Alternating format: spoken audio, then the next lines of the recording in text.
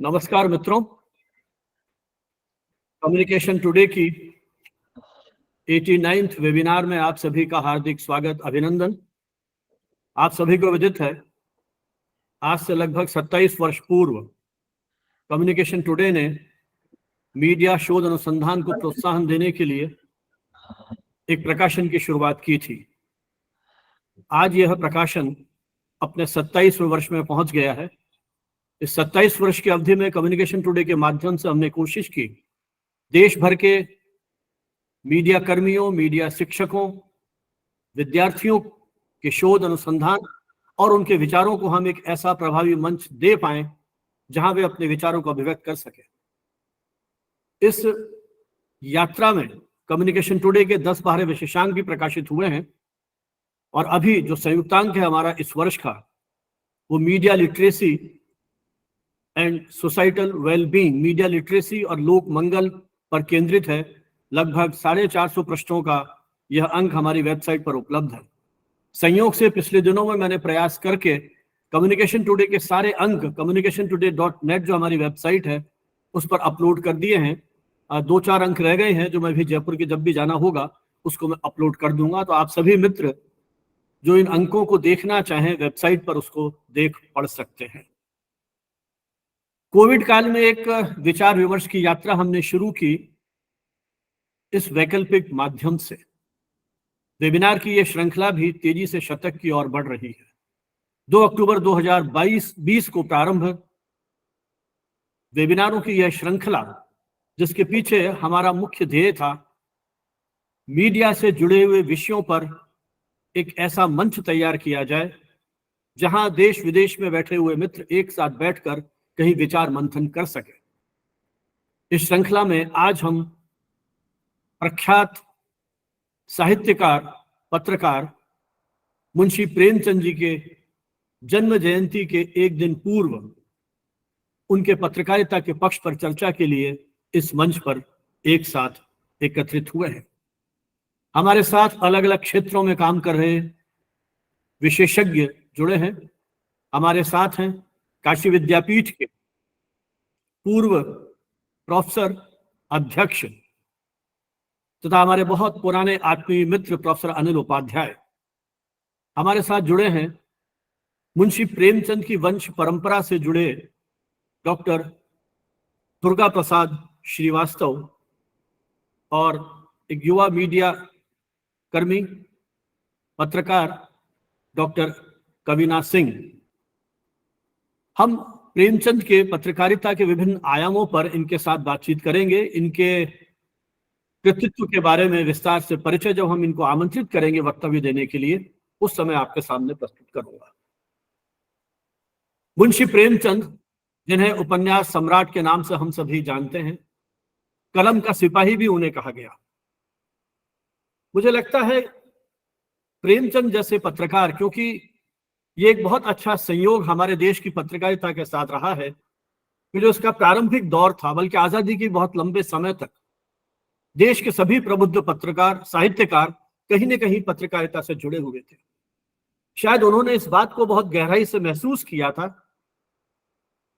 कि यदि हमें उस जन चेतना को जागृत करना है, सामाजिक विद्रुपताओं, राजनीतिक विषमता से संघर्ष करना है, तो पत्रकारिता को एक हथियार के रूप में उपयोग में लाया जा सकता है। हिंदी पत्रकारिता, हिंदी साहित्य के पितामह भारतेंदु हरिश्चंद्र, जिन्होंने अल्पकाल में ही साहित्य के विभिन्न विधाओं में न सिर्फ नई परंपराओं को शुरू किया, वरन पत्रकारिता के माध्यम से स्वदेशी आंदोलन और आजादी के जन भावनाओं को उद्वेलित करने के लिए एक अभियान चलाया। ऐसे ही साहित्यकारों के प्रश्रय में पली बढ़ी हमारी हिंदी की पत्रकारिता, जिसको समृद्ध करने में अनेक साहित्यकारों का योगदान रहा, उसमें प्रेमचंद का नाम भी प्रखरता के साथ लिया जाता है।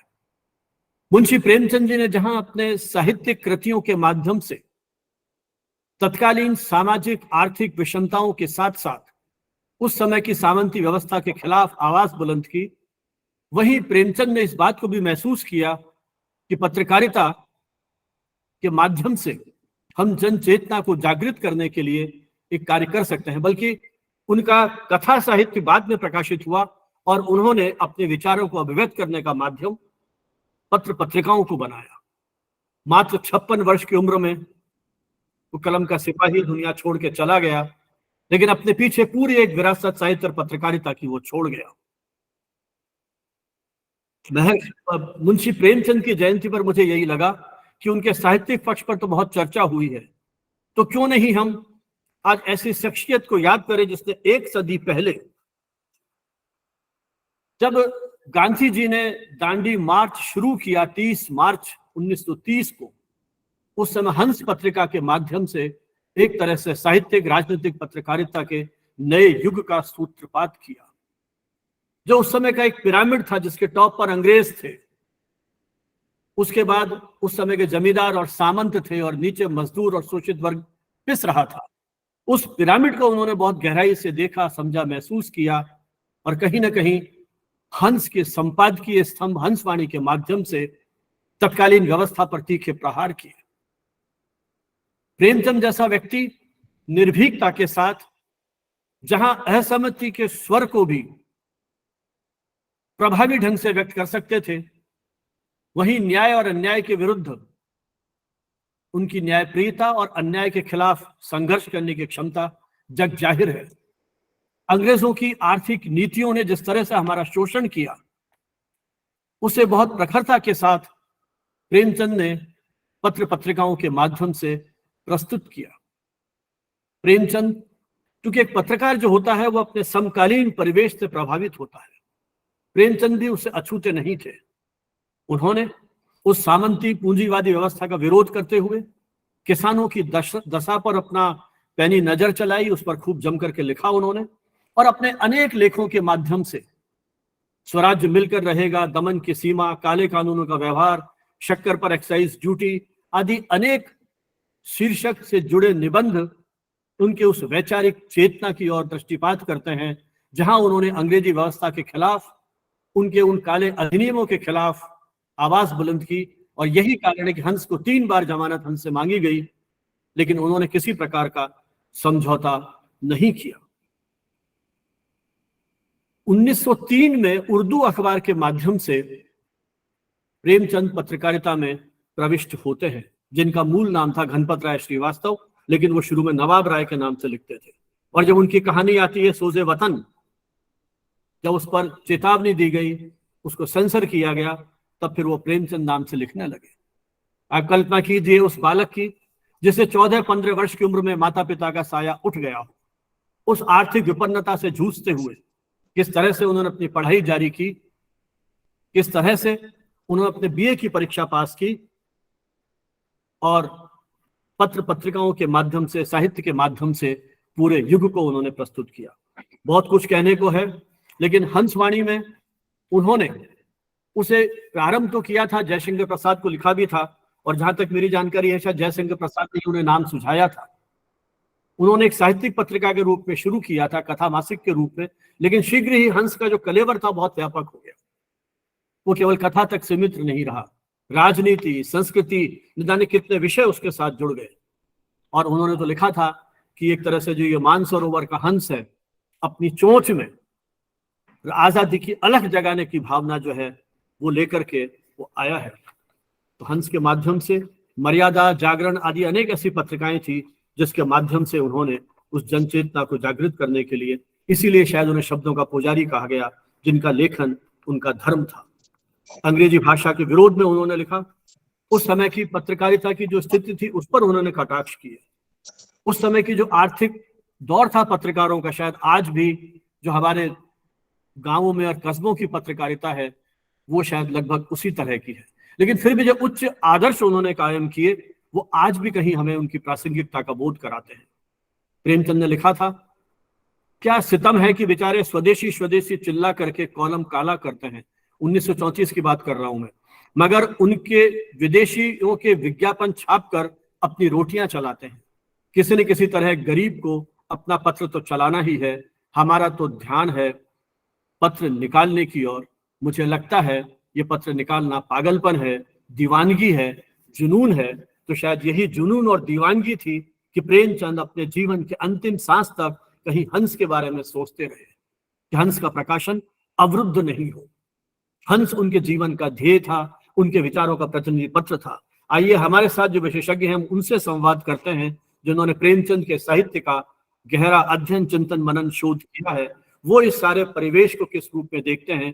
और चर्चा की शुरुआत के लिए मैं आमंत्रित कर रहा हूं मुंशी प्रेमचंद की वंश परंपरा से जुड़े हुए डॉक्टर दुर्गा प्रसाद श्रीवास्तव को। संयोग से मुझे मौका मिला था जयपुर के एक आयोजन में प्रेमचंद के पुत्र श्री अमृत राय से मिलने का।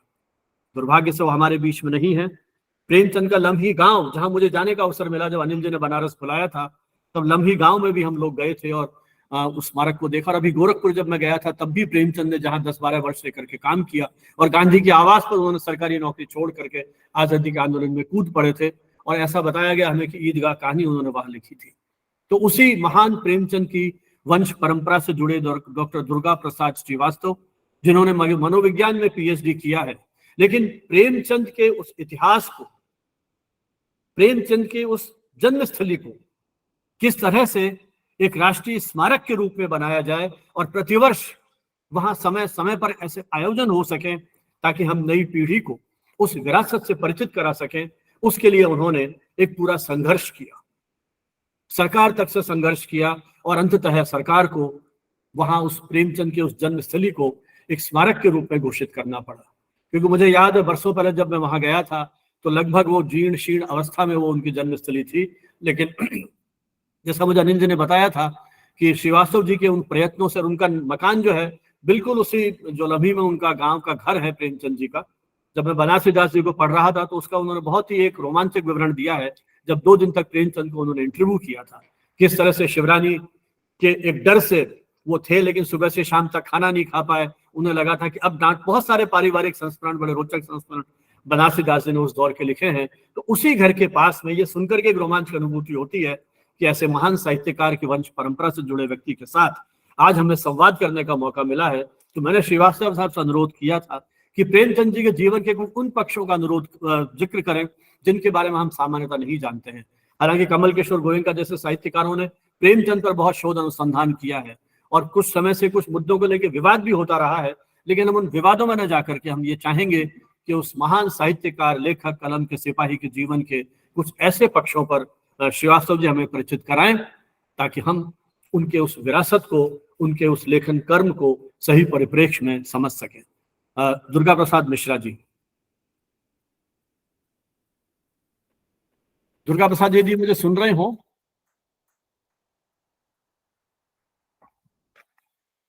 अनिल जी, बात हुई थी क्या आपकी दुर्गा प्रसाद जी से?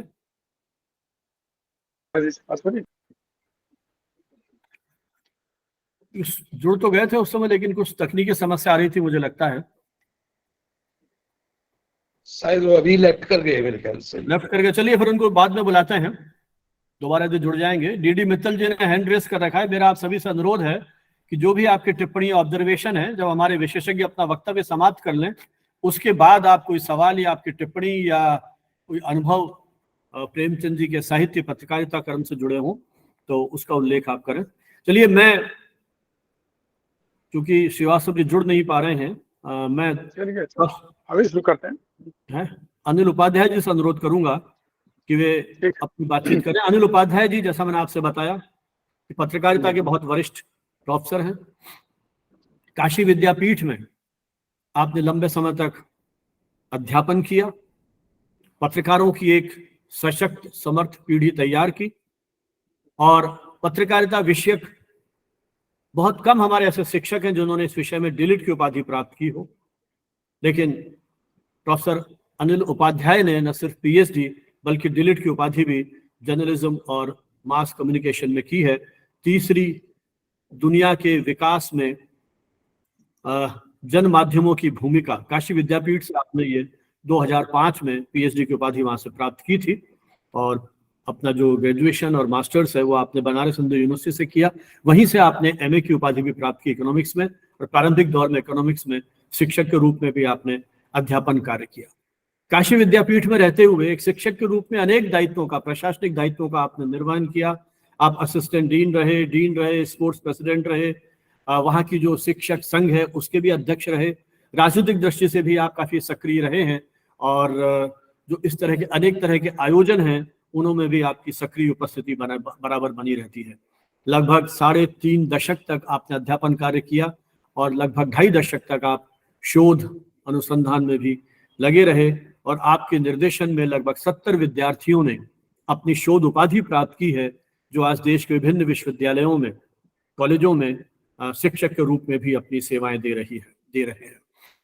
प्रोफेसर उपाध्याय ने पत्रकारिता से जुड़ी अनेक पुस्तकें लिखी हैं, जिसमें उनकी 6 पुस्तकें अब तक प्रकाशित हो चुकी हैं और 2 पुस्तकें प्रकाशनाधीन हैं। और आपकी पुस्तकें मीडिया के विद्यार्थियों में काफी लोकप्रिय रही हैं और कुछ अछूते विषयों पर भी आपने काम किया है। विशेषकर जो विकास पत्रकारिता के क्षेत्र हैं उन पर आपने विशेष अध्ययन चिंतन किया है और गांधी पत्रकारिता को भी आपने बहुत निकटता से देखा, समझा, महसूस किया है और उस पर भी आपने लेखन किया है। खेल पत्रकारिता जैसे विषयों पर भी आपकी पुस्तक जो है प्रकाशित हो चुकी है।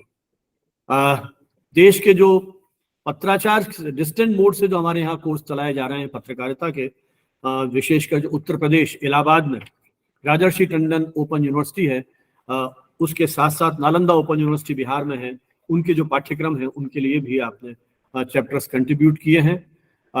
उत्तर प्रदेश के अनेक प्रमुख विश्वविद्यालयों में पत्रकारिता के पाठ्यक्रमों को शुरू करने के लिए जो प्रारंभिक तैयारी होती है उन कमेटियों से भी आप जुड़े रहे।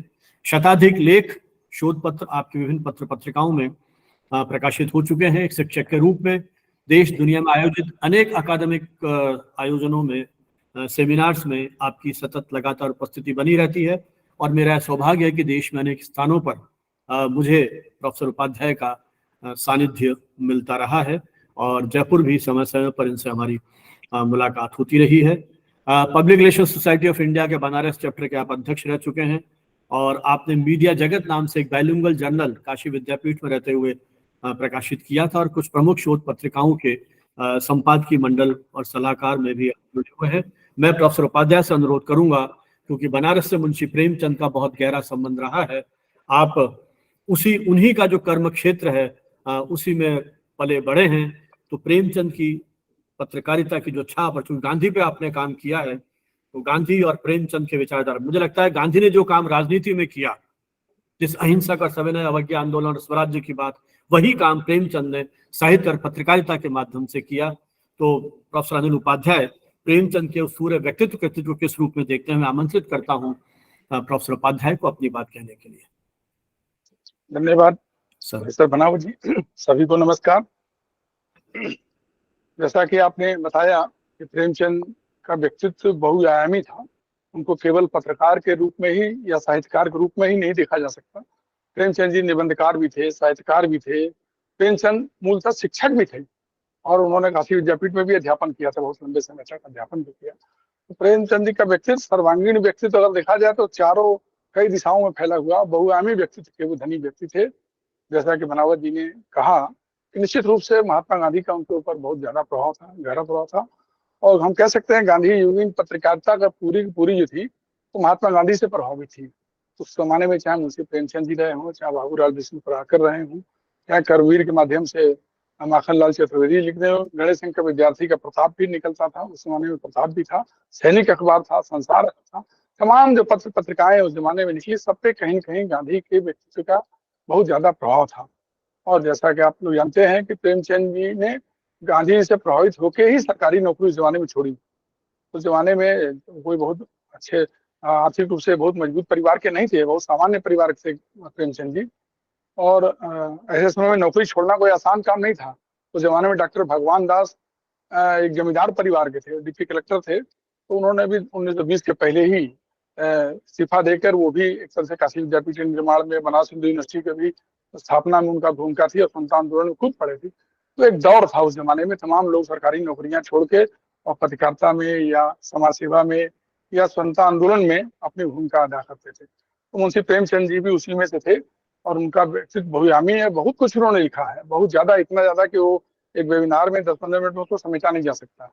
मूलतः मैं तो हिंदी का विद्यार्थी नहीं रहा हूँ, पत्रकारिता का और शास्त्र का विद्यार्थी रहा हूँ, लेकिन फिर भी प्रेमचंद जी ऐसे लेखक हैं, ऐसे विचारक हैं जिनके बारे में हर आदमी कुछ न कुछ जानता है। एक गांव के भी आदमी से पूछ लीजिए तो प्रेमचंद जी की कहानियों के बारे में बता देगा, उनके कहानी गबन के बारे में बता देगा, ईदगाह के बारे में बता देगा, तमाम और तमाम कहानियां, गोदान के बारे में बताएगा।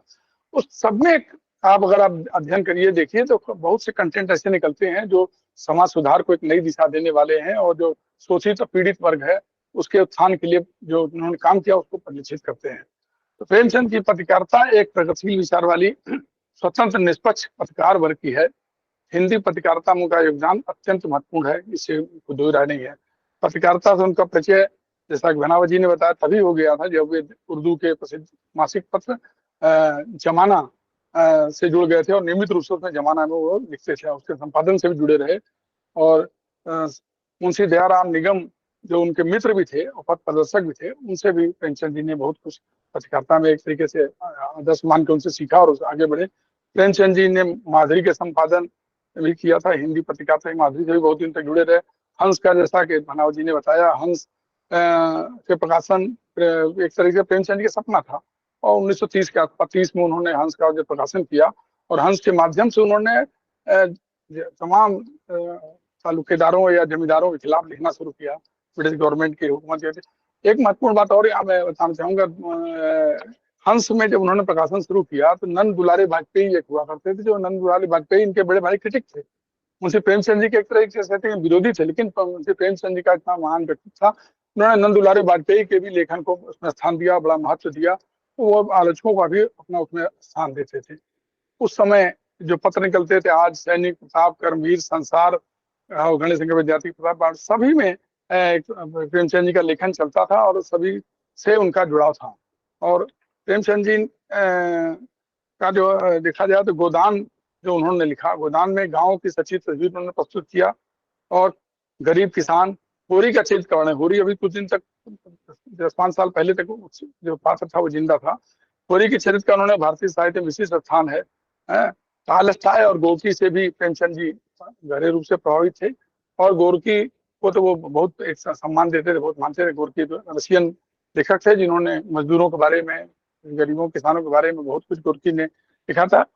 और मैं समझता हूँ कि वो प्रेमचंद जी का योगदान किसी मामले में शेक्सपियर से कम नहीं था। वो हिंदी पत्रकारिता के लिए, हिंदी साहित्य के लिए शेक्सपियर से कम नहीं थे। उनसे प्रेमचंद उनसे ज्यादा ही कर सकते हैं, उनसे किसी मामले में कम नहीं थे। प्रेमचंद न केवल साहित्य के क्षेत्र में क्रांति की थी, ऐसा ही नहीं, बल्कि साहित्य के सभी विधाओं में उनका योगदान था। करबला और प्रेम की वेदी के रूप में उन्होंने दृश्य कला से भी जुड़े रहे, नाटक से भी उन्होंने नाटकों की रचना किया। कुछ विचार शीर्षक से उन्होंने निबंधों का भी संग्रह प्रकाशित किया, आदि प्रभावित किया, और बड़ी आलोचना की। तो एक तरीके से प्रेमचंद जी का उर्दू पत्रकारिता से जुड़ाव था ही। उर्दू के अखबार आवाज़े खल्क, जमाना, आजाद आदि अखबार में तो मतलब थे ही। माधुरी, हंस, सभी में उन्होंने प्रेमचंद जी का लेखन होता रहा। और प्रेमचंद जी का मूलतः लेखन जो था वो कह सकते हैं आपके वॉइसलेस पीपुल, जिनकी आवाज कोई नहीं सुनता था, उनकी आवाज को उठाने का काम करते थे अपनी पत्रकारिता के माध्यम से, अपने लेखन के माध्यम से, अपने साहित्य के माध्यम से। प्रेमचंद की पत्रकारिता एक तरह से कहा जाए तो स्पष्ट वक्ता निबंधक को परिभाषित करती है। अर्थात प्रेमचंद की पत्रकारिता जनमानस के समक्ष स्पष्ट वक्ता की भांति स्वयं को प्रस्तुत करती है। प्रेमचंद की पत्रकारिता एक प्रगतिशील विचार वाले स्वतंत्र निष्पक्ष पत्रकार वर्ग की है, जिसमें अपनी प्रगतिशील विचारधारा से स्वतंत्रता आंदोलन में एक ऐसी पृष्ठभूमि तैयार की है जिस पर चलकर प्रगतिशील विचारधारा के लेखकों ने स्वतंत्रता आंदोलन में महत्वपूर्ण भूमिका निभाई। प्रतिकूल परिस्थितियों के भार से देखने पर उनकी पत्रकारिता में पराजय का भ्रम दिखाई पड़ता है, लेकिन सजग दृष्टि से देखने पर आस्था की रोशनी दिखाई देती है। नई साहित्यिक पीढ़ी के लिए प्रेरणा का स्रोत उनकी पत्रकारिता बनी। वैचारिक प्रकाश की रक्षा के लिए उन्होंने सुविधा की राह से तमाम तरह के अड़चनों और असुविधा की राह से उनको गुजरना पड़ा। प्रेमचंद 23/5/33 को उन्होंने रामचंद्र टंडन को लिखा था, मैं एक हरकारा मात्र हूँ और सदा ऐसे काम अपने हाथ में लेने की चेष्टा करता हूँ जिसके लिए मैं नहीं बनाया गया। पत्रकार कला से मेरा स्वभावगत विरोध है, पर परिस्थितियों से विवश होकर होने कारण मैं इसे स्वीकार करने को बाध्य हूँ। बराबर प्रेमचंद जी संकटों का आमंत्रण ही एक तरह से कह सकते हैं। उनका विवाह भी आप लोग जानते हैं कि विधवा से ही हुआ था, और प्रेमचंद जी बराबर संकटों को आमंत्रित करते थे। संघर्षशील उनकी पत्रकारिता थी। स्वतंत्रता आंदोलन में देशव्यापी संग्राम में प्रेमचंद की आवाज अधिक बुलंद हो गई, लेखनी अधिक सशक्त हो गई और उनका विश्वास और बढ़ गया। प्रारंभिक रचनाओं में उन्होंने सुधारवादी दृष्टिकोण अपनाया जो समाज के कायाकल्प करने में समर्थ थी। अपनी लेखनी के माध्यम से जीर्ण शीर्ण हो चुकी सामाजिक व्यवस्था में जीवन का संचार उन्होंने किया। प्रेमचंद का पारिवारिक नाम आप जो जानते हैं नवाब राय था, उसे भी छोड़ना पड़ा। जैसा डॉक्टर बनावट जी ने बताया कि सोजे वतन जब उन्होंने लिखा तो उसके नाम बदलना पड़ा, उनको प्रेमचंद नाम लेना पड़ा, क्योंकि वो डीएम जो था हमीरपुर डिस्ट्रिक्ट में उसने ऑब्जेक्शन किया तो होता है। गवर्नर हेली द्वारा प्रस्तावित राय साहब भी उन्होंने नम्रतापूर्वक अस्वीकार कर दिया था, क्योंकि वे सरकारी लेखक नहीं बनना चाहते थे। लेकिन जनता ने उन्हें सम्राट बना दिया। वे न केवल उपन्यास सम्राट ही नहीं बल्कि पाठकों के हृदय सम्राट भी बन गए। उनकी रचनाओं का अनुवाद न केवल देश के विभिन्न भाषाओं में बल्कि उनका विदेशों में भी व्यापक प्रचार प्रसार हुआ। उनकी पत्रकारिता भारतीय साहित्य और राष्ट्रीय संस्कृति की संदेशवाहक के रूप में दूर दूर तक लोकप्रिय है। स्वतंत्रता आंदोलन में के देशव्यापी संग्राम में प्रेमचंद की आवाज बुलंद और लेखनी सशक्त होकर जो बढ़ती गई। रूस के सर्वहारा क्रांति के विजय की प्रेमचंद ने स्वतंत्रता आंदोलन से जोड़ा। प्रेमचंद जानते थे कि वह समय आएगा जब सबसे बहुसंख्यक किसान और मातृभूमि से उठेगा। टॉलस्टॉय और प्रेमचंद दोनों आम लोगों के जीवन पर प्रभाव डालते हैं। मैंने बताया उदय भारती पत्रकारिता और साहित्य से जुड़े प्रेमचंद से जिनका टॉलस्टॉय और गोडकी से भी बहुत ज्यादा निकटता थी। जैसा कि पहले चर्चा हो चुकी, सन 1930 में हंस पत्रिका का संपादन प्रेमचंद की गरिमा व व्यक्तित्व निर्धारित करता है।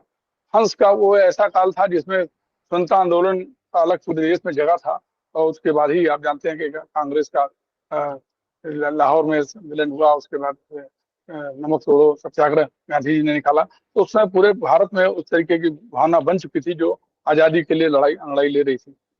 प्रेमचंद का पत्रकार मन एकदम गांधीवादी था और गांधी की विचारधारा और गांधी के लेखन चिंतन से प्रभावित थे। मैं एक बात यहाँ और शेयर करना चाहूंगा कि प्रेमचंद की पत्रकारिता और लेखन में आप देखेंगे कि राइटिंग स्टाइल चेंज हुई। प्रेमचंद जी के पहले, उस समय गांधी के पहले जब गांधी जी की राइटिंग स्टाइल थी वो छोटे छोटे शब्दों में सेंटेंस बनाकर लिखते थे। उसके पहले बड़े लंबे शब्दों में लंबी भाषा में जो लिखा करते थे, जिसको गांधी जी ने चेंज किया उसका असर प्रेमचंद जी पे भी दिखाई था। उनकी सहज और सरल भाषा में, ऐसी भाषा में लिखते थे जो आम जन को हृदयंगम हो, आम आदमी इस भाषा को समझ सके। इसी वजह से मैं समझता हूँ प्रेमचंद एक गुड कम्युनिकेटर थे, एक अच्छे कम्युनिकेटर थे, अच्छे संदेशवाहक थे। इसकी वजह से प्रेमचंद की कहानियां, कविताएं इतना ज्यादा, या जो भी उनका निबंध सब कुछ इतना पॉपुलर हुआ, उसका कारण यही है कि प्रेमचंद ने आम जन की भाषा को पकड़ा और जनता के नब्ज को पकड़कर, और ग्रास रूट लेवल पर उनका चिंतन था और चीजों का। प्रेमचंद का कहना था जिन्हें धन वैभव प्यारा है, साहित्य मंदिर में उनके लिए स्थान नहीं है। यहाँ तो उपासकों की जरूरत है जिन्होंने सेवा को ही अपना जीवन मान लिया है, जिसके दिल में दर्द हो, तड़प हो एवं मोहब्बत का जोश हो। प्रेमचंद प्रगतिशील लेखक संघ की बैठक में प्रेमचंद ने संयोजकत्व में हुआ था जो 1936 में हंस और जागरण के संबंध में प्रेमचंद ने विवाद भी हुआ था। निपटारे का प्रयोग प्राणकर जी, दुर्गा प्रसाद खत्री ने किया था। इस प्रकार प्राणकर जी का प्रेमचंद जी का बराबर सहयोग था। इन लोगों में बराबर आपस की तालमेल बना होता है। प्रेमचंद की तरह गोरकी ने भी समाज में दीनहीन वंचित लोगों के जीवन की व्याख्या की। प्रेमचंद का भारतीय ग्रामीण किसानों के खून पसीने पर था, जो गोरकी के सोवियत संघ के यांत्रिक सभ्यता और बल लेकर मजदूरों के कंधों पर चल रहा था। दोनों लेखों में सामाजिक चेतना की तीव्र अनुभूति हमें दिखाई पड़ती है। प्रेमचंद संपूर्ण मानवता की प्रतिष्ठा के हिमायती थे। उनकी विचारधारा जाति वर्ग संप्रदाय की संकीर्णता से काफी ऊपर थी। 5 अक्टूबर 1932 को प्रकाशित हमारा कर्तव्य लेख में उन्होंने गांधी जी के विचार को इस प्रकार व्यक्त किया। अस्पृश्यता या छुआछूत अगर हिंदू धर्म में हो तो मुझे यह कहना पड़ेगा कि शैतानियत धरी अभी बची हुई है, पर मेरा दृढ़ विश्वास है कि हिंदू धर्म में ऐसा कुछ नहीं है। मनुष्य का अकाल मिर्जापुर कॉन्फ्रेंस में एक सम्मेलन में प्रस्ताव पारित करके उन्होंने हिंदू मुस्लिम एकता की भी हिमायत किया था। संक्षेप में हम यह कह सकते हैं कि पत्रकारिता, साहित्य तथा सामाजिक समकालीन राजनीति का कोई ऐसा पहलू नहीं था जो प्रेमचंद से अछूता रहा हो। ऐसा यह कहने में कोई संदेश नहीं होना चाहिए कि प्रेमचंद स्वतंत्रता आंदोलन के निर्भीक अविचलित योद्धा थे। वे भारतीय जागरण के स्तंभ थे। उन्होंने देश की में स्वाधीनता के विचारों का प्रचार साहित्य के प्रगतिशील विचारधारा की पत्रकारिता के माध्यम से उतने ही जोरों से किया जितना कि क्रियान्वयन राजनीति में गांधी जी ने किया था। जैसा कि बनावट जी ने कहा, उसी बात को मैं डिटो कर रहा हूँ कि गांधी जी ने जितना भारतीय राजनीति समाज में जो भूमिका अदा किया, वही उसी तरह से उतने ही तरीके से साहित्य में और लेखन के माध्यम से प्रेमचंद जी ने अपनी भूमिका अदा की। पराधीनता की बेड़ी तोड़ने के लिए भारतीयों के नवीन चेतना, साहस, शक्ति और संचार प्रेमचंद के प्रगतिशील आंदोलन के द्वारा किए थे। उन्होंने सोए भारतीयों को झकझोर कर जगाने का काम किया, चेतना जगाई, उनके जागृत करने का काम। जो गांधी जी उधर जागृत कर रहा था, इधर प्रेमचंद जी अपने लेखन के माध्यम से कलम के सिपाही बन के जागृत करने। उन्होंने उसकी दयनीय स्थिति को परिचित ही नहीं कराया, वरन उन्हें क्रांति के लिए स्थानीय संग्राम संगठित हमले के लिए तैयार किए। प्रेमचंद ने जो नवजागरण प्रेरणा देने का कार्य पत्रकारिता के क्षेत्र में किया, उसके लिए पत्रकारिता में युगों युगों तक उनका ऋणी रहेगा। तो मैंने जैसा बताया कि ये वॉइसलेस लोगों की आवाज प्रेमचंद उठाते थे और एक बहुत अच्छे कम्युनिकेटर थे। उस कम्युनिकेटर के होने का लाभ उनको ये था कि जिसकी वजह से उनकी भाषा आम जन की भाषा थी, आम जन की आवाज उठाते थे और उन्होंने समाज के जहां भी कुरीतियां थी, सांप्रदायिकता थी, सबका विरोध किया उन्होंने। वो हिंदू मुस्लिम एकता के भी पक्षधर थे, समाज धर्म सद्भाव के भी समर्थक थे और गांधी जी के व्यक्तित्व से बहुत ज्यादा प्रभावित थे, जिसकी वजह से उन्होंने अपनी सरकारी नौकरी छोड़ी और संघर्ष का रास्ता चुना। संघर्ष का रास्ता उन्होंने आमंत्रित किया। अपना विवाह उन्होंने खुद एक विधवा से किया और जैसा कि प्रणव जी बता रहे थे, जयशंकर प्रसाद से उनके बहुत घनिष्ठ संबंध थे। राम कटोरा में जहाँ पर उनका निधन हुआ, इस मकान में, वहां पर हमारे बाबा उस समय प्रशासनिक अधिकारी के बनावट में ही रहते थे और हमारे संजोग से उसी दिन, जिस दिन उनका निधन हुआ, उसी दिन हमारे सबसे छोटे चाचा जी का जन्म हुआ। तो बाबा ने कहा कि इतने बड़े साहित्यकार का निधन हुआ है, तो उनका नाम भी प्रेमचंद उन्होंने रखा। प्रेमचंद उपाध्याय उनका नाम था। मैंने पूछा आपका प्रेमचंद नाम क्यों? तो इसीलिए रखा कि प्रेमचंद जी का उसी दिन निधन हुआ। तो मैं उस संस्मरण में बताना चाहता हूँ कि जब वो प्रेमचंद जी का देहांत हो गया तो जयशंकर प्रसाद जी बहुत निकट थे, वो भी थोड़ा बीमार चल रहे थे, लेकिन वहां के प्रेमचंद जी का बैठा करते थे। उनकी पत्नी उनकी डेड बॉडी को उठाने नहीं दे रही थी। तमाम लोगों ने कहा, किसी की हिम्मत नहीं पड़ रही थी, रोदन कर रही थी। तो वो फिर जयशंकर प्रसाद जी को उन्होंने समझाया कि आप उनको समझाइए कि छोड़ें, उनकी अंत्येष्टि का समय 6 घंटा हो गया है। तो वो रोते हुए उन्होंने ये कहा कि आपने हमको क्यों छोड़ दिया? आपने, मैं विधवा थी, आपने मुझे विवाह किया, फिर सदवा बनाया, फिर दोबारा फिर हमें विधवा बना दिया, यही बनना था तो मुझे विवाह किया। तो इस तरह से बड़ा करुणिक दृश्य था। उससे जयशंकर प्रसाद जी के ऊपर इतना असर पड़ा कि मैं समझता हूँ कि मुश्किल प्रेमचंद जी के जाने के 2 ही महीने के बाद या 3 महीने के बाद जयशंकर प्रसाद जी का भी निधन हो गया। उनको बड़ा सदमा लगा कि ज्यादा। तो इस तरीके से देखा जाए तो प्रेमचंद जी हम पत्रकारिता, साहित्य, लेखन और साहित्य और पत्रकारिता क्षेत्र में पंछी प्रेमचंद जी का बहुत महत्वपूर्ण योगदान है। और किसी मामले में वो शेक्सपियर से, मैं तो उनको इस मामले में हिंदी पत्रकारिता, हिंदी साहित्य के लिए उनसे बड़ा ही मानता हूँ, साहित्य के लिए। और एक तरह के उनके योगदान को हम लोग सभी के लिए और पत्रकारिता के क्षेत्र से जुड़े लोगों के लिए, आज के पत्रकारिता के लिए जो वैचारिक शून्यता की पत्रकारिता हो गई है, वैल्यू रहित पत्रकारिता हो गई है, मूल्यों की पत्रकारिता नहीं है, ऐसे समय में प्रेमचंद जी हमारे लिए बहुत बड़े प्रेरणा का काम करेंगे। क्योंकि आज हर आदमी दिन रात केवल धन कमाने के लिए करता था। आपने कई फोटो देखे होंगे, प्रेमचंद जी का जूता फटा रहता था, गरीबी में रहते थे, लेकिन वो कभी वो चिंतित नहीं होते थे और वो संघर्ष में ही उनको जीवन का आनंद मिलता था और जिंदगी भर वो संघर्ष करते थे, संघर्ष करते हुए ही मरे। अभाव के बीच में वो बम्बई चले गए थे, तो सिनेमा के लिए भी अपनी कहानी वानी लिख रहे थे, कुछ कर रहे थे, लेकिन वहां भी उनका मन नहीं लगा। उनका मन बनारस में ही और गाँव गिराव में ही लगता था और गाँव किसानों के बीच में ही उनका मन लगता था। उनका आधुनिक चकाचक इसमें चकाचौंध में उनकी जरा भी रुचि नहीं थी, न धन के पीछे वो कभी भागे। और उन्होंने आज की पत्रकारिता में जो लोग सारे धन की पत्रकारिता हो गई है, जो केवल धन के पीछे भाग रहे हैं, ऐसे समय में जो मूल्यों की पत्रकारिता करने वाले लोग हैं, जो साहित्यिक पत्रकारिता करने वाले लोग हैं, उनके लिए प्रेमचंद एक बहुत बड़े प्रेरणा काम करेंगे। हमारे युवा पीढ़ी के लिए, युवा पत्रकारों के लिए प्रेमचंद एक बहुत बड़े प्रेरणा के स्रोत हैं। धन्यवाद। चलिए, बहुत बहुत आभार भाई अनिल जी। आपने संक्षिप्त समय में बड़े सारगर्भित रूप से प्रेमचंद के उस पत्रकारिता के योगदान को रेखांकित किया। किस तरह एक आस्था की रोशनी दिखाते हुए प्रेमचंद ने अपने लेखन के माध्यम से उस मानवतावाद की प्रतिष्ठा की, जहां हम ये कह सकते हैं कि वो मूक जनता की प्रखर अभिव्यक्ति के रूप में जाने जाने लगे। उपन्यास सम्राट को आपने पाठकों के हृदय सम्राट के रूप में कहा और जो अंत में आपने जिक्र किया उनकी फिल्म के संदर्भ में, वस्तुतः जो मैंने पढ़ा, प्रेमचंद शायद फिल्मी दुनिया से, उसके ग्लैमर से प्रभावित नहीं है। जब उनकी कहानी थी मिल मजदूर, उस पर जब फिल्म बनी और जिस तरह से डायरेक्टर प्रोड्यूसर ने उस फिल्म के कंटेंट को चेंज किया, उससे प्रेमचंद बहुत व्यथित हुए और वो 2 महीने में ही बम्बई छोड़ करके वापस आ गए। हालांकि उनके निधन के बाद सत्यजीत रे ने शतरंज के खिलाड़ी और शायद मृणाल सेन ने भी उनकी एक कहानी पर फिल्म बनाई थी, सदगति, और कई तरह की उनकी उस पर गोदान पे बनी, गबन पे बनी और टेलीविजन पर उनका निर्मला जो उपन्यास था वो धारावाहिक रूप में भी रहा। तो खैर उनके निधन के बाद तो काफी इस तरह की सफल फिल्में और सीरियल बने, लेकिन जीवन काल में जिस तरह से उनके कृतियों के साथ छेड़छाड़ की गई और अंग्रेज सरकार ने सेंसर किया उनके उन फिल्मों को, उससे कहीं ना कहीं वो व्यथित थे और फिल्मी दुनिया में उनका वो उसको बहुत व्यावसायिक या स्वरूप में लेते रहे। जैसा आपने कहा कि उनके लिए साहित्य और पत्रकारिता सुविधाएं जुटाने का माध्यम नहीं था। उस व्यक्ति ने जन्म लिया था देश की जनता को कहीं सजग सचेत करते, बल्कि उनका जो पत्र था हंस, जिसकी बार बार अपन ने यहाँ चर्चा की है, वो एक तरह से भारतीय स्वाधीनता संग्राम के मुख्य पत्र के रूप में हम उसको जान सकते हैं, जिसमें उस समय के सभी प्रखर साहित्यकार, जो आप नाम लें उसके दौर के सभी साहित्यकार उसमें प्रकाशित हुए थे।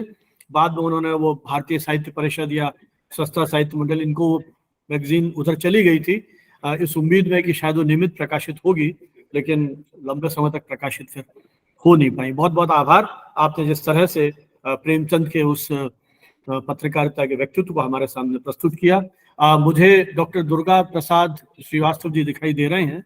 मुझे लगता है कि वो तकनीकी चुनौतियों से हम उबर चुके होंगे। तो जैसा मैंने आपसे कहा कि श्रीवास्तव जी प्रेमचंद की उसी वंश परंपरा से हैं, तो मैं उनसे चाहूंगा कि वो प्रेमचंद जी के जीवन को जिस तरह से उन्होंने देखा, या जो भी उनके जीवन के बारे में आपके पारिवारिक प्रसंग इस तरह के कुछ हों, तो उसके बारे में कुछ जानकारी दे सकें। तो डॉक्टर दुर्गा प्रसाद श्रीवास्तव अभी मुझे दिखाई दिए थे। दुर्गा प्रसाद जी सुन रहे हैं आप मुझे?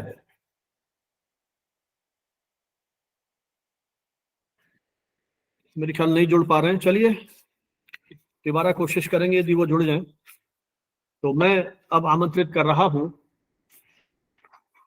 श्रीमती कविना सिंह को।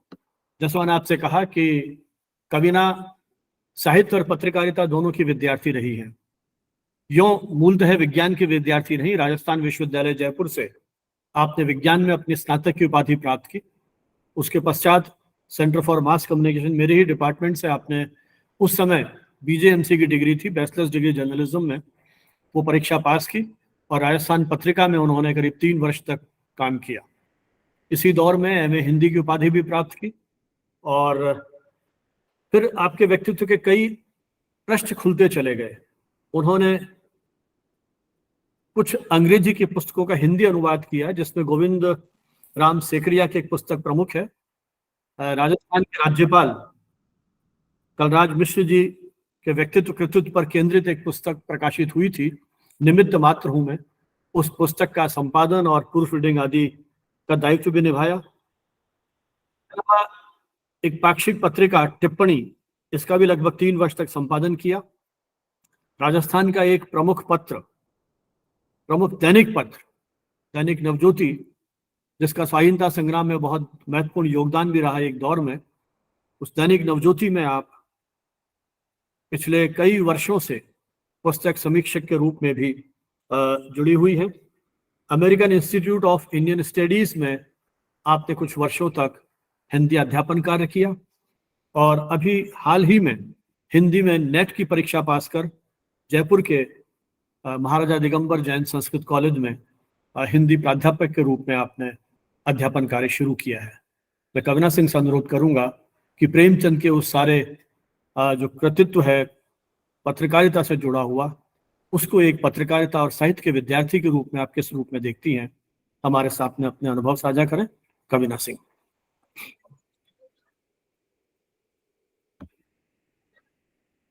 मैम आप अनम्यूट कर दो मैम, माइक बंद है मैम।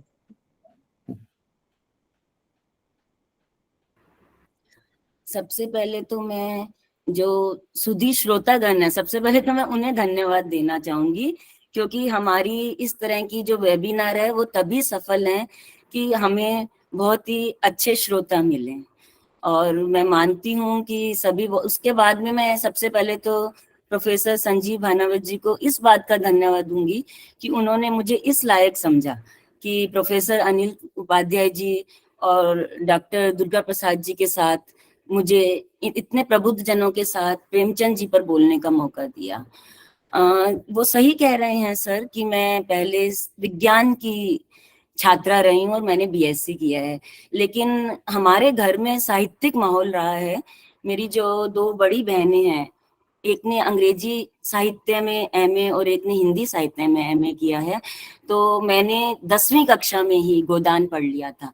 हालांकि ये बात अलग है कि उस समय मैं कितना उसको समझ पाई, और उसके बाद में जब मैंने एमए के लिए गोदान पढ़ा और उसके बाद में नेट परीक्षा में गोदान पढ़ा, तो उसके जो नए पृष्ठ मेरे सामने खुले।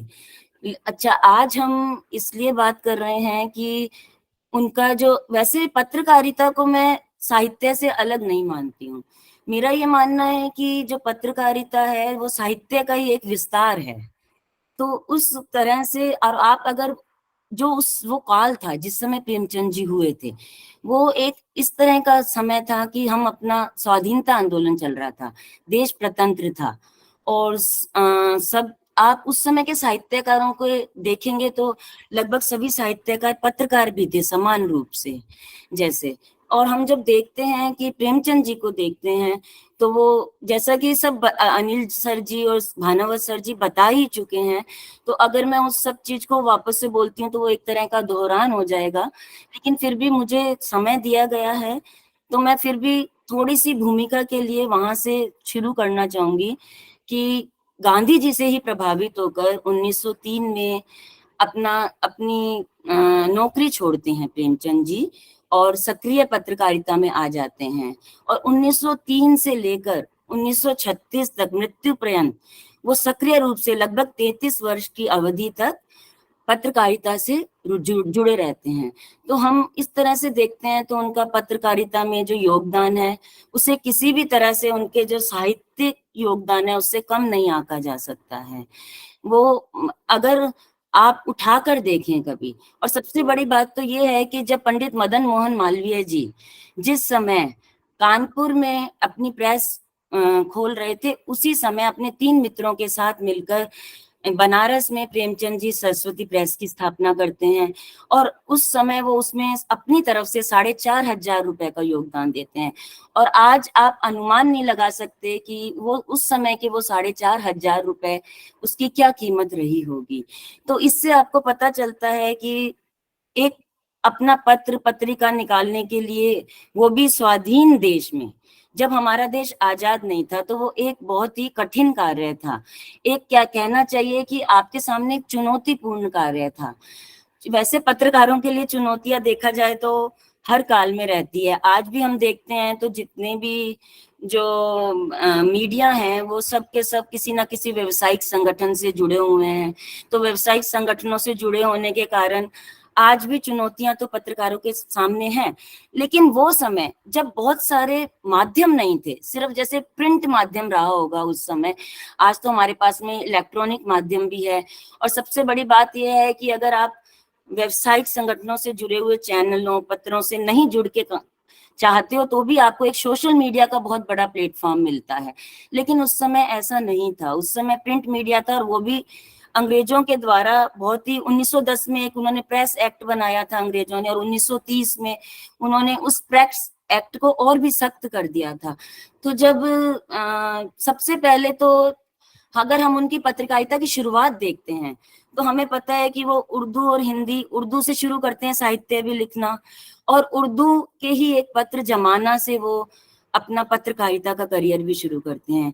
जमाना में काफी लंबे समय तक उनकी एक रफ्तारे जमाना करके एक स्तंभ चलता है, और जिसको पाठक बहुत पसंद करते हैं। और उसमें और सबसे बड़ी बात जो थी कि अगर आप देखते हैं तो प्रेमचंद जी ने सब पर अपनी कलम चलाई है, चाहे वो टिप्पणियां हो, आलेख हो, रिपोर्टाज हो, मतलब सब तरह का उनका आपको मिलेगा। और सबसे बड़ी बात, जैसे अनिल सर ने भी, अभी उपाध्याय जी ने भी उस पर प्रकाश डाला था कि उन्होंने, गांधी जी ने जब बताया तो छोटे छोटे वाक्य से लिखना शुरू किया। तो अगर आप उनकी टिप्पणियां पढ़ते हैं या किसी ने पढ़ी हो नहीं पढ़ी हो, तो मैं चाहूंगी कि इस वेबिनार के बाद पढ़ें जरूर।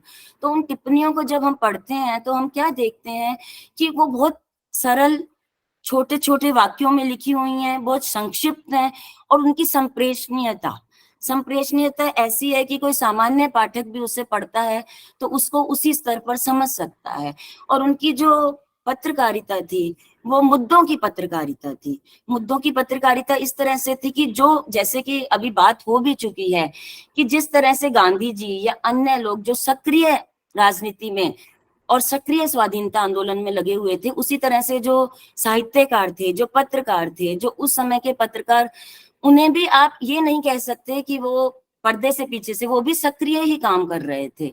उनका योगदान भी एक तरह से स्वाधीनता आंदोलन में सक्रिय रहा है। क्योंकि अगर आप उनकी टिप्पणियों के विषय देखते हैं तो आप उनकी टिप्पणियों के विषय देखें कि जब कानपुर के दंगे होते हैं और कानपुर के दंगों में मुझे ध्यान नहीं आ रहा, गणेश शंकर विद्यार्थी जी का निधन हो जाता है उन दंगों में, या फिर जब जलियांवाला बाग होता है या भगत सिंह जी की शहादत होती है, तो उस पर आपको प्रेमचंद जी की टिप्पणियां तुरंत गति से देखने को मिलती हैं उस समय के। और उन्होंने बहुत एक अकेले पत्र से जुड़कर काम नहीं किया, जमाना से शुरुआत करते हैं, लेकिन वो जो विष्णु पराडकर जी का आज था, पंडित मदन मोहन मालवीय जी का मर्यादा था, स्वदेश था, माधुरी था, इस तरह की उस समय जितने भी पत्र पत्रिकाएं आ रहे थे उन सब से वो लगातार जुड़े हुए रहते हैं। और जो हंस है वो तो खैर उनकी मतलब अपना जीवन का एक इतना बड़ा उद्देश्य था कि 10 मार्च 1930 को जब वो हंस की शुरुआत करते हैं तो आप ये देखें कि वो घाटे में चलता है। घाटे में क्यों चलता है? क्योंकि वो नव जैसे आज सर ने मुझे ये मौका दिया, इसी तरह से वो नए लोगों को उसमें लिखने का मौका देता है और हर महीने लगभग 200 रुपए का उनको घाटा होता है। तो वर्धा में जब एक गांधी जी की अध्यक्षता में एक हिंदी परिषद की एक बैठक होती है और वो हंस को अपनाने की सोचते हैं और हंस को वो अपना लेते हैं। हालांकि प्रेमचंद जी ऐसा नहीं चाहते हैं, लेकिन वो अपना लिया जाता है। लेकिन जैसे कि शुरुआत में भूमिका बताते हुए भानावत जी ने बताया था कि उस समय अंग्रेज सरकार की बहुत सारी कंट्रोल था, तो वो उसकी जमानत मतलब ली जाती थी और उसमें कुछ इस तरह की विवादास्पद टिप्पणियां, मतलब अंग्रेज सरकार को जो विवादास्पद लगती हैं, छपती हैं, कि उनको बोला जाता है कि या तो इसे जमानत दी जाए, और जो हिंदी परिषद होती है वो उसे बंद कर देती है। लेकिन प्रेमचंद जी को ये अच्छा नहीं लगता है, तो 5 महीने तक वो जमानत राशि इकट्ठी करते हैं, वो जमा कराते हैं और फिर से वो हंस को शुरू करते हैं। तो आप इससे समझ सकते हैं कि जो उस समय जुड़े हुए रहते थे वो पत्र पत्रिकाओं को अपने बच्चों की तरह पालन पोषण किया करते थे। मुझे कुछ ऐसा भी ध्यान आता है कि गणेश शंकर विद्यार्थी जी ने तो शायद अपने घर से गहने बेचकर और पत्र की शुरुआत की थी। तो इस तरह की उस समय की पत्रकारिता और वो जज्बा रहा था।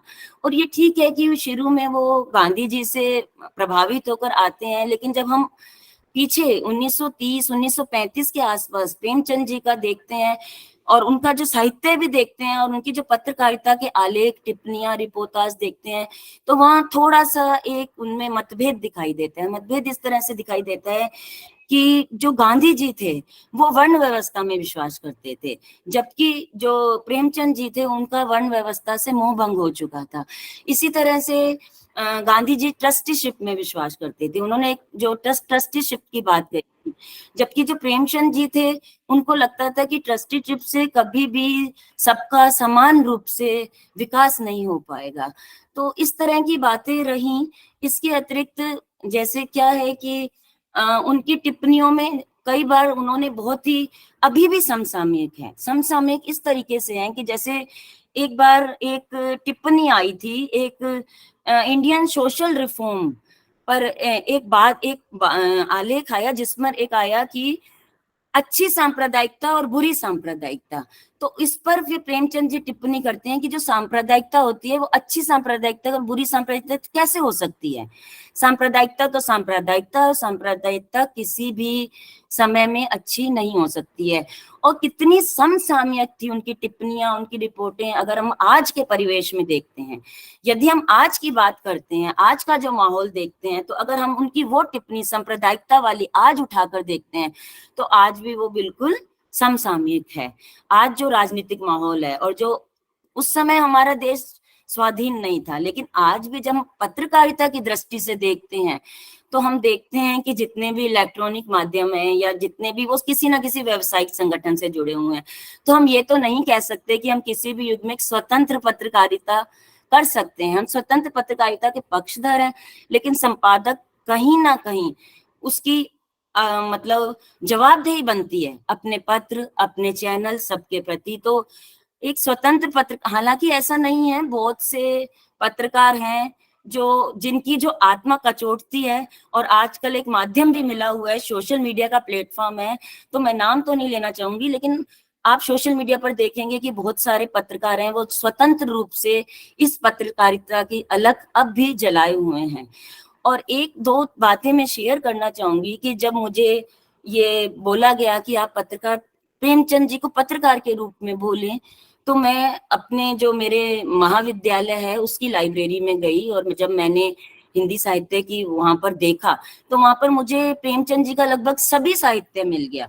उनके मानसरोवर के जो 8 खंड हैं, उनके सभी जितने भी उपन्यास, कहानियां, लेकिन मुझे पत्रकारिता के ऊपर एक भी इस तरह से किताब नहीं मिली। तो मैं आज इस मंच से एक सवाल उठाना चाहूंगी कि, और जो जितने भी श्रोतागण, क्योंकि मैं समझती हूँ कि जो श्रोतागण है या जो भी जुड़े हुए हैं, कि मैं चाहूंगी कि अगले वर्ष जब 31 जुलाई आए प्रेमचंद जी का, उस समय तक कोई ये भगीरथ कार्य करे और पत्रकारिता पर भी, पत्रकार प्रेमचंद पर भी एक किताब देखने का एक सुखद हमें अनुभव मिले।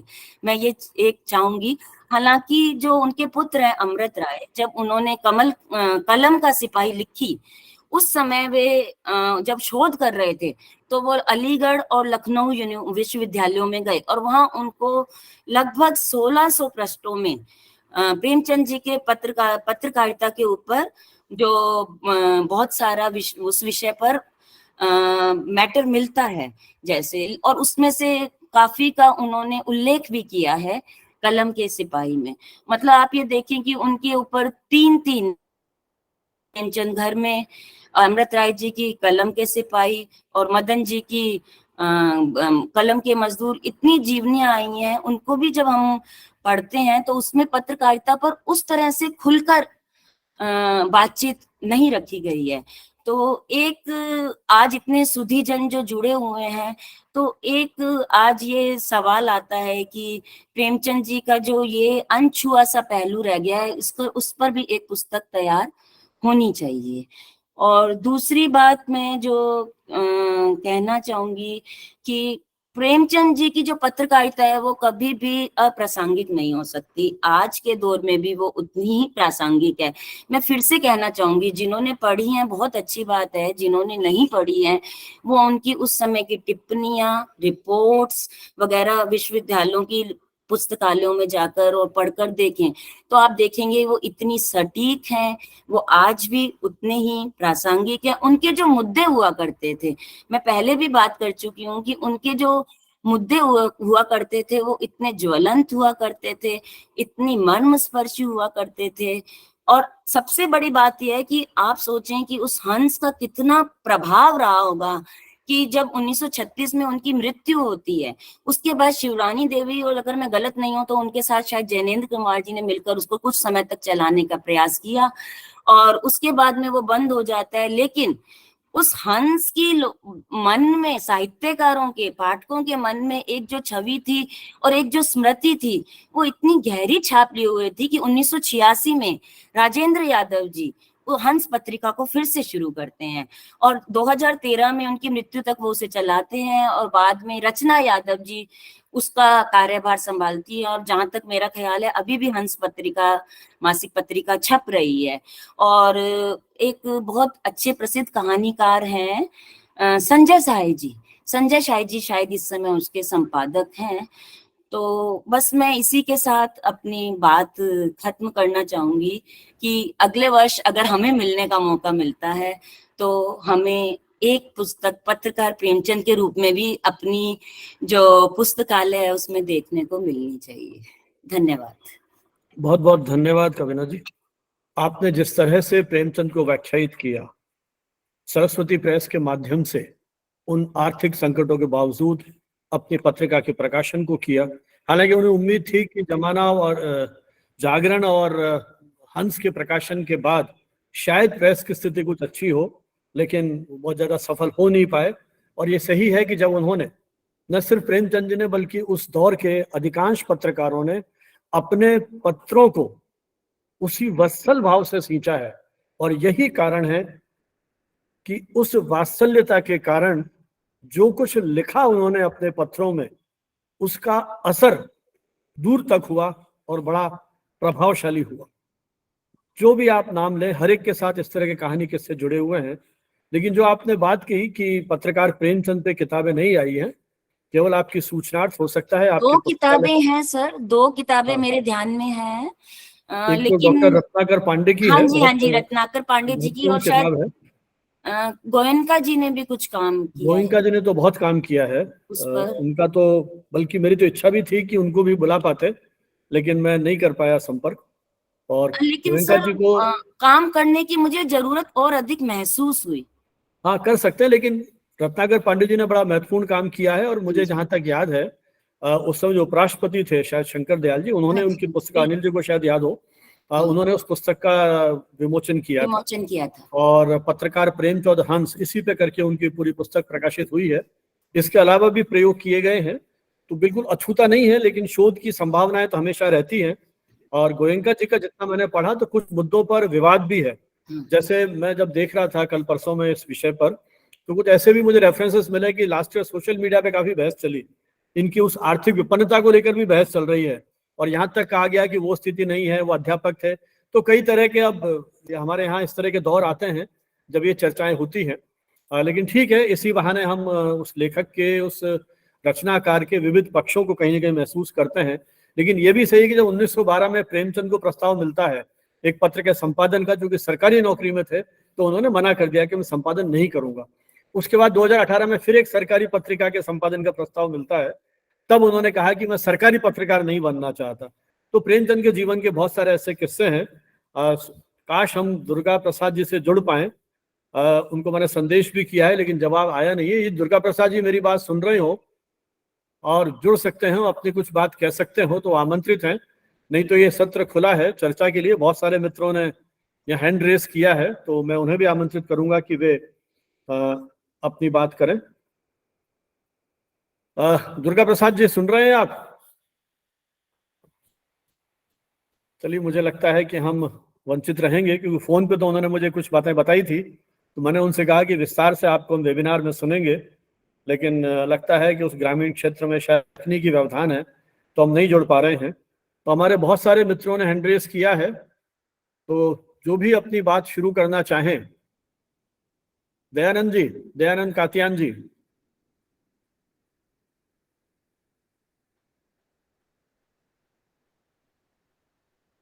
आप माइक, आपका अनम्यूट है। नमस्कार जी। सबसे पहले तो मैं संजीव बानाव जी का आभार व्यक्त करता हूं कि उन्होंने आभासी मंच प्रदान किया, जिसके ऊपर प्रेमचंद जी की पत्रकारिता पर ज्ञानमयी चर्चा हुई, और उसमें हमें अनिल उपाध्याय जी और श्रीमती कविना सिंह जी का हमने एक मुंशी प्रेमचंद जी की पत्रकारिता पर एक विहंगम दृश्य उन्होंने प्रस्तुत किया, वो हमने देखा है। और वास्तव में मुंशी प्रेमचंद जी एक उपन्यास तथा कथा सम्राट के साथ साथ एक साहित्यिक पत्रकारिता के अग्रदूत थे। मुंशी प्रेम वे नारदीय पत्रकारिता के एक उद्भट साहित्यकार व स्तंभकार थे। वे शब्द शिल्पी थे और शब्दों के पुजारी और जादूगर भी थे, जिनकी पत्रकारिता शैली में सरलता, स्पष्टता, बोधगम्यता व संप्रेषणीयता का समावेश था। वे बेजुबानों को जुबान देने में माहिर थे, और वे नारद की तरह जिस तरह नारद तीनों लोगों में घूम घूम करके पत्रकारिता करते थे, उन्होंने भी अपना नाम बदल करके पत्रकारिता की। जैसे उर्दू में वे नवाब राय के नाम से लिख रहे थे, तो हिंदी में उनका जो पत्रकारिता लेखन है वो मुंशी प्रेमचंद के नाम से हुआ। उन्होंने हंस पत्रकारिता में हंस वाणी व धारावाहिक स्तंभ से भारत की सोई मानवता को जगाने का काम किया। यह बाबूपाल मुकुंद गुप्त के शिव शंभू के चिट्ठों से भी अधिक प्रभावशाली दिखाई देता है। उन्होंने अध्यापक की नौकरी करते हुए ब्रिटिश साम्राज्य के खिलाफ साहित्य व अखबार लेखन का काम किया। प्रेमचंद का युग साहित्यिक पत्रकारिता के स्वर्ण युग के नाम से जाना जाएगा। जब हम सोजे वतन में की जो कहानी है, सोजे वतन कहानी है, उसका जो वाक्य देखते हैं, वतन की हिफाजत के लिए जो खून का कतरा गिरता है यह अनमोल रत्न है। इस वाक्य से ही अंग्रेजों ने इनकी इस पुस्तक को जब्त कर लिया था, क्योंकि इसमें पत्रकार राष्ट्रीय पत्रकारिता की सुगंध आती थी इस वाक्य में। इस वाक्य को आधार बनाकर ही इनकी जो ये पुस्तक है ये जब्त कर ली थी। हंस, माधुरी व जागरण में उनकी पत्रकारिता व संपादकीय शिल्प को देखा जा सकता है। वे पत्रकार के साथ से भी कहीं अधिक एक बढ़िया संपादक भी थे। उर्दू के समाचार पत्र जमाना में मुंशी राम जी रफ्तों व टिप्पणियों के अलावा रफ्तार जमाना के नाम से 27 स्तंभ लिखते थे। प्रेमचंद की पत्रकारिता मुद्दों पर केंद्रित होती थी। उन्होंने हर उस विषय पर कलम चलाई जिसे समाज का, राष्ट्र का और आम आदमी का भला होता हो। आम आदमी का भला होता है। प्रेमचंद भारतीय स्वतंत्रता आंदोलन में क्षत्रिय प्रेमचंद उन चंद पत्रकारों में से थे जिन्होंने असहमति का साहस और सहमति का विवेक जगाने के लिए समाज में सामाजिक क्रांति की अलख जगाई। स्वदेश, मर्यादा और आज पत्रों से भी वे जुड़े रहे। प्रेमचंद ने पत्रकारिता को मिशन के रूप में जिया और फैशन या व्यवसाय के रूप में उन्होंने कभी पत्रकारिता नहीं की। वे पत्रकारिता में पूंजी के प्रभाव के बिल्कुल खिलाफ थे। पत्रकारिता में विज्ञापनों को वे कोई महत्व नहीं देते थे। उनका साहित्यकार स्वरूप जितना विराट था उससे भी गहरा और सघन पत्रकारिता का स्वरूप था। उनका पत्रकारिता मिशन उच्च कोटि का दृढ़ व देशानुरागी था। प्रेमचंद की पत्रकारिता आज की न्यू मीडिया व सोशल मीडिया की स्वतंत्रता को ठीक रास्ते पर ले आने की क्षमता रखती है। आज पत्रकारिता अपने आदर्श व लोकहित से दूर जाती दिखाई दे रही है। बाजार के दबाव में पत्रकारिता एक धनोपार्जन और यशोपार्जन का साधन बनता जा रही है। प्रेमचंद ने पत्रकारिता को लोकतंत्र के चौथे स्तंभ के रूप में स्थापित करने की नींव रखी, जिस पर अन्य स्वतंत्रता सेनानी पत्रकारों ने इस पर सुदृढ़ भवन बनाने के लिए सामग्री जुटाई। प्रेमचंद जागरण पत्र निकालने के 1 साल के बाद एक बालक का रूप पकड़ते हैं। 1 साल का जागरण भी था, हमारी शुरुआती बालक रूपी पत्रकारिता का रूपक भी था। इस प्रकार चौथे और महत्वपूर्ण स्तंभ की नींव व परिदृश्य का स्पष्ट स्वरूप प्रेमचंद जी ने आज से लगभग 100 वर्ष पहले खींचा था, जबकि उसमें भारतीय लोकतंत्र तो कहीं था ही नहीं। थोड़ा संक्षेप में दयानंद जी। सर ये क्वेश्चन आंसर का था, मैं भी क्वेश्चन आप पूरा वक्तव्य दे रहे हैं, कोई ऑब्जर्वेशन या प्रश्न हो आपके? सॉरी सर, माफी चाहूंगा क्योंकि हमें अच्छा नहीं लग रहा है, हम श्रोता हैं, शोधार्थी हैं। नहीं, एक्चुअली दयानंद जी भी पत्रकारिता के शोधार्थी हैं। इनकी 2-3 पुस्तकें आ चुकी है पत्रकारिता पर, तो इनका व्यापक अध्ययन है। तो जब व्यक्ति के पास विषय का विशद अध्ययन होता है तो नेचुरली वो लोक समरण नहीं कर पाते हैं। लेकिन फिर भी दयानंद जी थोड़ा सा संक्षेप में अपनी बात उसको समाप्ति की ओर ले जाएं आप। कोई स्पेसिफिक सवाल हो किसी वक्ता से, क्योंकि इधर वो दुर्गा प्रसाद जी का फोन भी आया, वो भी कोशिश कर रहे हैं जुड़ने की। जुड़ जाएंगे तो फिर उनकी भी बात सुनेंगे अपन। आदरणीय मैडम कविना सिंह जी ने जो पत्रकारिता के ऊपर काम पे, क्योंकि वो पत्रकारिता का इतना बड़ा जखीरा छोड़कर चले गए हैं कि पत्रकार के अपने मुंशी प्रेमचंद जी एक पत्रकार, मुंशी प्रेमचंद जी एक संपादक, मुंशी प्रेमचंद जी एक संचारक, इस तरह के एक बहुत बड़ा फलक छोड़ करके चले गए। इस पर एक नहीं अनेकों और नानाविध शोध हो सकते हैं। धन्यवाद। नमस्ते सर। उमेश शर्मा जी कुछ कहना चाहते हैं, उनका नाम भी देखा मैंने यहाँ। जी सर। पहले परिचय दें उमेश जी अपना और फिर बात करें आप।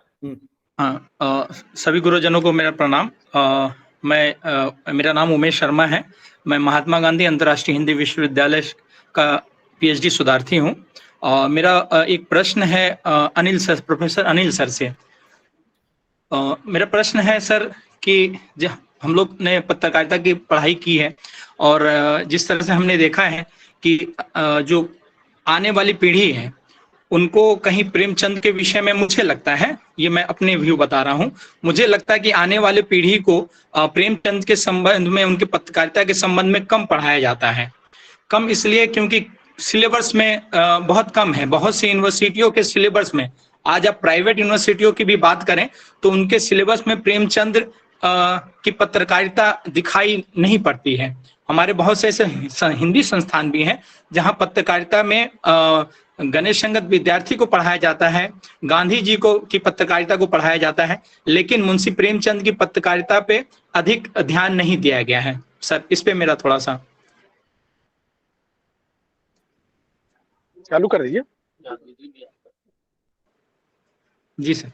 हाँ, तो शर्मा जी, आपका जो प्रश्न था कि प्रेमचंद जी को नहीं कम पढ़ाया जाता है, तो ठीक है, वो जो धनावत जी भी सहमत होंगे हमारी बात से कि आज की पत्रकारिता में आजकल इतिहास और हिंदी पत्रकारिता के जो पुरुष हैं उनके बारे में कम पढ़ाते हैं लोग। ज्यादातर आजकल इलेक्ट्रॉनिक मीडिया और आधुनिक पत्रकारिता, इन सब चीजों के बारे में ज्यादा फोकस किया जाने लगा है। लेकिन हम लोग के पाठ्यक्रम में यहाँ पे बनारस में काशी विद्यापीठ में और जगह पे हम लोगों ने हिंदी पत्रकारिता के जो पुरुष रहे हैं, इन लोग के बारे में हम लोग पढ़कर जी, प्रेमचंद जी, सबके बारे में हमने रखा है। और ठीक है, इसमें ये हर विश्वविद्यालय का अपना अपना होता है, यूनिवर्सिटी कमीशन अपने हिसाब से भी पाठ्यक्रम आजकल बनाने लगी है। इंटरफेयर ये तो अध्यापक का दायित्व है जो पत्रकारिता से जुड़े हुए हैं कि प्रेमचंद जी के बारे में, प्राणकर जी के बारे में, गणेश संघ के विद्यार्थी सबके बारे में पढ़ाएं। क्योंकि गणेश संघ का विद्यार्थी की प्रेरणा से एक तरीके से मुंशी प्रेमचंद जी ने हिंदी में लिखना शुरू किया। पहले उर्दू में लिखते थे। गणेश संघ के विद्यार्थी के साथ उन्होंने प्रताप से भी जुड़े रहे, तो गणेश संघ के विद्यार्थी ने उनको कहा, महावीर प्रसाद द्विवेदी से भी जुड़े थे, सरस्वती से सभी जुड़े रहे, सभी लोग आपस में जुड़े हुए। तो ये दायित्व अध्यापकों का है कि पाठ्यक्रम में जो चीजें हैं, लेकिन जब भी हिंदी पत्रकारिता का इतिहास और हिंदी स्वतंत्रता आंदोलन में हिंदी पत्रकारिता पढ़ाते हैं तो उसमें प्रेमचंद जी को तो छोड़ा नहीं जा सकता। प्रेमचंद जी, पाणकर जी, गर्दे जी और व्यास जी, इस जितने लोग रहे हैं हिंदी पत्रकारिता का, माखनलाल चतुर्वेदी जी रहे हैं, सभी लोग, ये सबको सैनिक अखबार था, सबके बारे में पढ़ाना चाहिए, ये उस पर ध्यान देना चाहिए, मैं समझता हूँ। जी सर, धन्यवाद सर।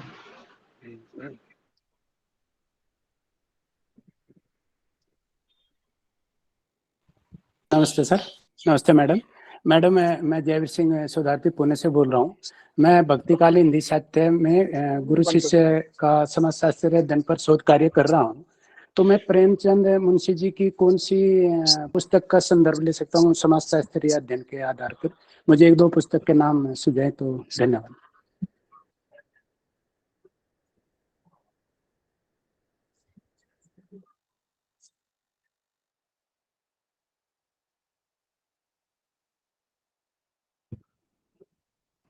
माइक कविना, माइक को अनम्यूट।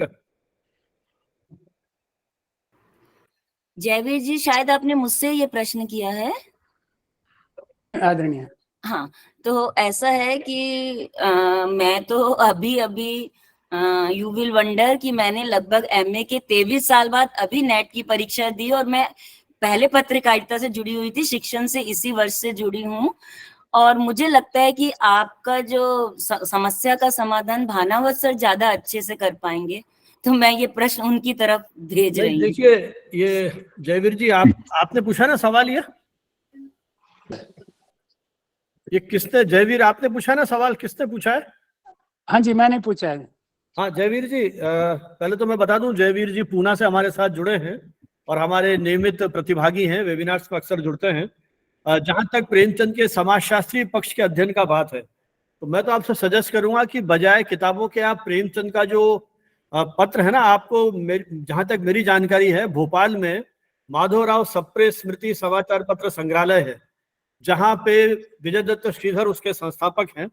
उनसे आप संवाद कर सकते हैं, उनके पास सरस्वती तक की फाइलें मौजूद हैं, तो वहां यदि आपको फाइल्स मिल जाए, फिर अनिल जी शायद जानकारी दे पाए, बीएचयू में या काशी विद्यापीठ में यदि हंस की फाइल है, तो जब तक आप उनका आलेख नहीं पढ़ेंगे तब तक आप उसके समाजशास्त्री पक्ष को, जैसे प्रेमचंद का आप लिटरेचर पे जाएंगे या शोध गंगा पे जाके देखें यूजीसी का, तो प्रेमचंद के साहित्य के समाजशास्त्री पक्ष पे बहुत काम हुआ होगा निश्चित रूप से।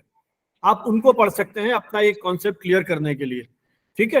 तो पत्रकारिता का समाजशास्त्री परिप्रेक्ष्य है, तो उसके किन बिंदुओं पर आपको काम करना है, तो समाजशास्त्र की पुस्तकें पढ़ें और फिर उनकी जो फाइल्स हैं पत्र पत्रिकाओं की, मुझे लगता है वो आप यदि पढ़ेंगे तो मौलिक रूप में कुछ नया कंट्रीब्यूट कर पाएंगे, योगदान दे पाएंगे आप।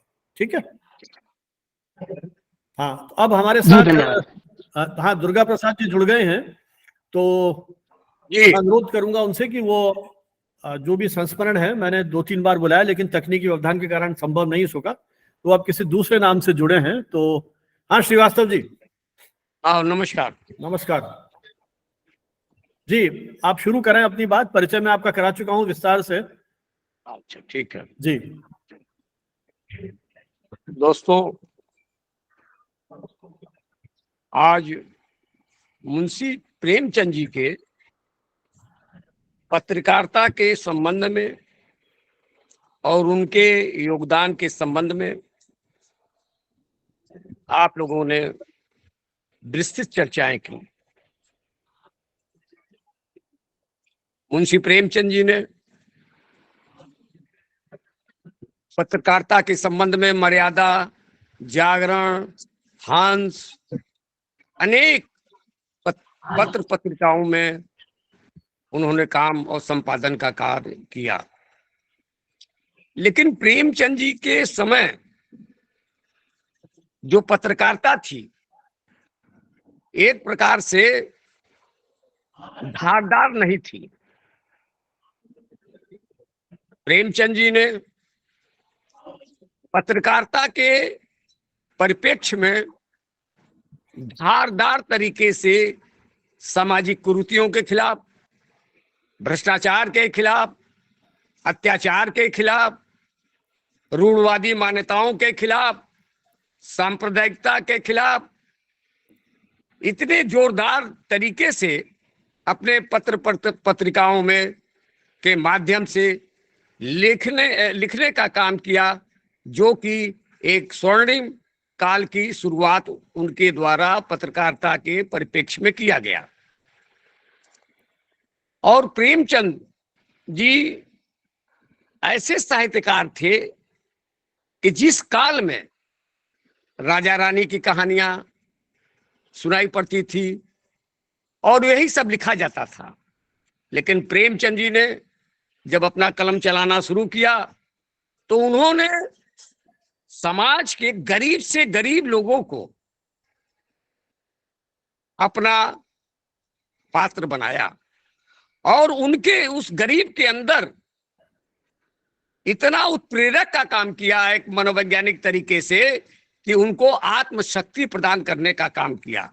चाहे उनकी कहानी सदगति देख लीजिए, चाहे पंच परमेश्वर देख लीजिए, तमाम कहानियों में उन्होंने गरीब से गरीब, चाहे गोदान देख लीजिए, कर्म भूमि देख लीजिए, रंग भूमि के सूरदास को देख लीजिए, ऐसे लोगों को पात्र बनाया कि जो कि समाज के गरीब से गरीब तबके के लोग थे और उनके अंदर ऐसा उत्प्रेरक का काम किया, उन्होंने इतना साहस भरने का काम किया और संघर्ष करने की क्षमता पैदा करने का काम किया, जिससे कि समाज के अंदर परिवर्तन हो सके, शोषण के खिलाफ आवाज लोग उठा सके। इसलिए, और चूंकि प्रेमचंद जी के विषय में तमाम आप जैसे विद्वानों ने अपने विचार की अभिव्यक्ति कर दिया है, लेकिन मैं प्रेमचंद जी से के संबंध में कुछ संस्मरण सुनाना चाहता हूं। प्रेमचंद जी एक प्रकार से बहुत ही साधारण व्यक्तित्व थे। वो हम लोगों के परिवार के ही थे, खानदान के ही थे, लेकिन प्रेमचंद ने इतनी गरीबी देखते हुए, जीवन में संघर्ष करते हुए, अपने साहस को हमेशा इकबाल रखे, अपने साहस का। एक बार की घटना है कि प्रेमचंद जी मकान से निकले और कुआं पर पुरवट चल रहा था। तो एक अंतु पटेल था, हमारे गांव का अंतु कर, कहा, चचा तू कुछ करता नहीं, कहा गल घरवा में पड़ल रहा। तो कहा हो अंतु, हम तुझसे कभी कुछ मांगीला कि आज तक तुझसे कुछ कभी मंगले है कि तू ये तरह का बात करत हुआ। क्योंकि प्रेमचंद जी हमेशा जो है एक प्रकार से उसी मकान में रहते थे और लिखने पढ़ने का काम करते थे। तो रात भर उनकी 3 बजे 4 बजे रात तक लैम्पटेन जल रही है, अपना लिखते पढ़ते थे। क्योंकि प्रेमचंद जी ने हिंदी साहित्य को के अमर गाथा के रूप में उन्होंने चित्रण किया। उसी प्रकार प्रेमचंद जी ने अपने बाल्यकाल में गुल्ली डंडा बहुत खेला करते थे। गुल्ली डंडा, यहाँ तक कि एक बार वो निपट के आ रहे थे बगीचा से फ्रेश होकर के, और हमारे पिताजी, हमारे चाचा और प्रेमचंद जी के दोनों लड़के अमृत राय, श्रीपत राय जी, ये 4-5 लोग बगीचे में गुल्ली डंडा खेल रहे थे। प्रेमचंद जी भी उधर से आए, कहे दो जरा डंडा तो। और गुल्ली डंडा के वो इतने शौकीन थे, और लोकने में भी गुल्ली बड़े शौकीन थे, तुरंत कैच कर लेते थे गुल्ली को। और उनका टाण इतना तेज था कि जिधर चाहते थे उतनी दूरी पर मार देते थे। उसी प्रकार आम जो है पेड़ में लगा रहता था, तो से ढेला से, जिसको कहते हैं गांव में हम लोग चिक्का कहते हैं, ढेला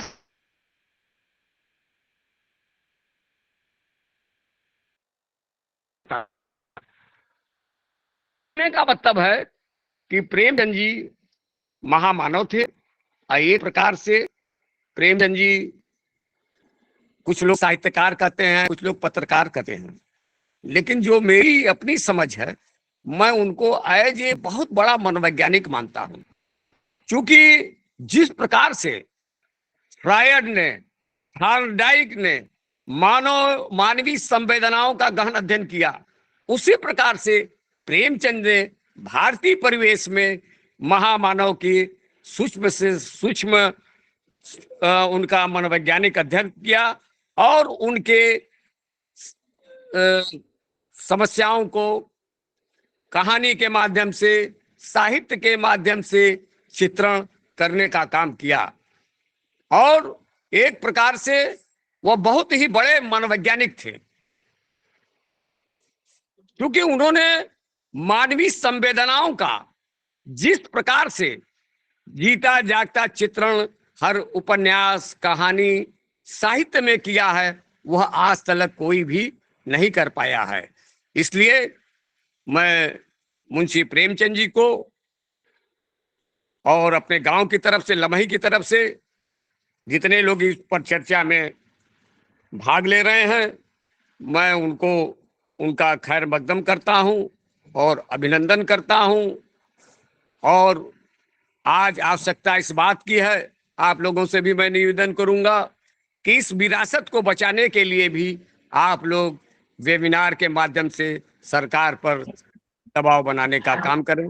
इन्हीं चंद शब्दों के साथ मैं अपने विचार को खत्म करता हूं। चलिए, बहुत बहुत धन्यवाद डॉक्टर श्रीवास्तव साहब। आपने बहुत ही संक्षेप में प्रेमचंद के कृतित्व को रेखांकित करते हुए उन्हें एक महामानव और मानवीय संवेदनाओं का चितेरा बताया।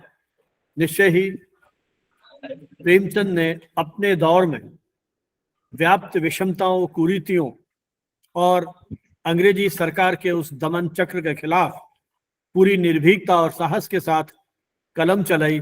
इसीलिए वे कलम के सिपाही के रूप में आज भी याद किए जाते हैं। हम आपका अभिनंदन करते हैं, नमन करते हैं कि आपने अपने जुनून के कारण प्रेमचंद जी की उस विरासत को बचाने के लिए जो सतत संघर्ष किया। यही कारण है कि उनकी जन्मस्थली आज एक ऐतिहासिक साहित्यिक तीर्थ के रूप में परिवर्तित हो गई है। और जो भी व्यक्ति बनारस जाएगा, निश्चय ही प्रेमचंद की जन्मस्थली पर आकर के अपने जीवन को भी धन्य करेगा और उसके माध्यम से उस दौर की विरासत को ही समझेगा।